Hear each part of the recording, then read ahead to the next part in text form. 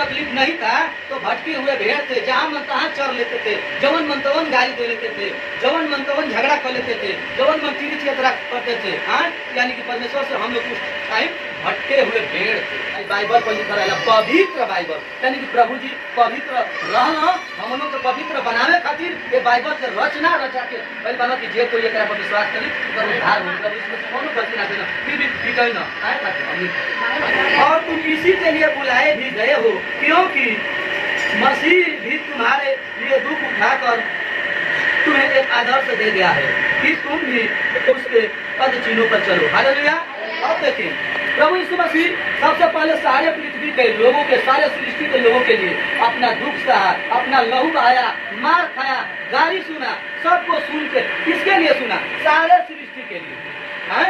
मगर इसमें बहुत कम लोग हैं कि जो प्रभु यीशु मसीह के मार्ग पर चलते हैं। तो वही परमेश्वर का वचन कहता है कि तुम इसी के लिए बुलाए गए हो, ईमानदारी काम करना है, किसी को बात को सहना है, कोई झगड़ा करता है तो तुमको झगड़ा नहीं करना है। इसी के लिए हम सब बुलाए गए हैं, क्योंकि प्रभु यीशु मसीह हम लोगों के लिए ऐसा घटनाएं को चुका कर गए हैं, उनके ऊपर ऐसा घटना घट चुका है और हम लोगों को उन्हीं के पदों चिन्हों पर चलना है जो बाइबल में लिखा है। जैसे प्रभु यीशु मसीह पे किया गया वैसे हम लोगों के ऊपर भी आज हो रहा है। हालेलुया।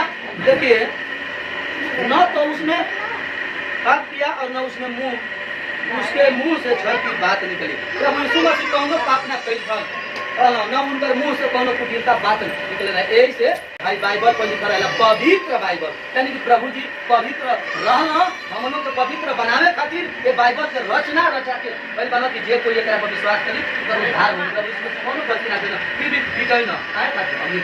वह गाली सुनकर गाली नहीं देता था और दुख उठाकर किसी को भी धमकी नहीं देता था, पर अपने आप को सच्चे न्याय के हाथ में सौंपता था। हालेलुया। समझिए, प्रभु यीशु मसीह को लोग जब गाली देते थे तो वो गाली नहीं देते थे। अगर कोई उनको दुख भी देते थे तो प्रभु यीशु मसीह दोबारा उनको दुख देने के लिए धमकी नहीं देते थे। चल चल तू मार डाले, अगला रास्ता में तो के मारो, वो सब धमकी वो ना देता रहा। अब देखिए आगे, दुख उठाकर धमकी देता था, पर अपने आप को सच्चे न्याय के हाथ में सौंपता था। जो भी उनके ऊपर घटना घटता था वो सच्चे न्याय के ऊपर सौंप देता था कि परमेश्वर इनको क्षमा करना, परमेश्वर इसका तुम न्याय करना, हम नहीं न्याय करेंगे। हालेलुया। वो आप ही अपने पापों को अपनी देह पर लिए हुए क्रूस पर चढ़ गया, जिससे हम पापों के लिए मरकर धार्मिकता के लिए जीवन बिताए, उसी के मार खाने से हम चले हुए। हालेलुया। शॉर्ट में समझिए, परमेश्वर का वचन कहता है कि वो हम लोगों के पापों के लिए क्या हो गए? क्रूस पर चढ़ गए, हमारे हैं पापों के लिए मरकर धार्मिकता के लिए जीवन बिताए। प्रभु के जैसे क्रूस पर खड़े हैं, उनके वचनों को समझ कर अपना जीवन बिताए, उसी के मार खाने से आज हम लोग चंगे हैं। लोग कहते हैं कि किसी में हालेलुया काल में कैसे चंगा हो जाए आदमी, हमन के हतना तीरित करते नहीं चंगे है गिंजा होत और जाता नहीं हालेलुया में तो चंगा हो जाता नहीं, तो चंगा है बचनिया के पढ़ी तब ना समझी कैसे चंगा हो करी है।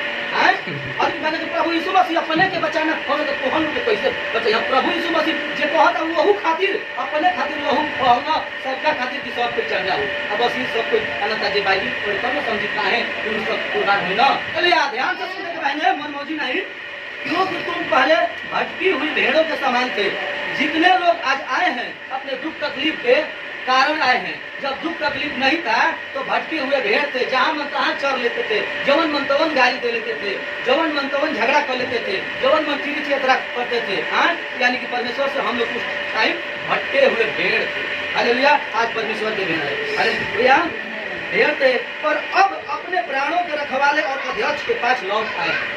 हमने के प्राण के रखवाला के बाद अध्यक्ष के बाद का प्रभु यीशु मसीह का नाम। अब तुम क्या कहे? हम तो लौट आई बनी गया, सारा दुनिया संसार देख के घूम फिर के असली सच्चाई से प्रभु यीशु मसीह।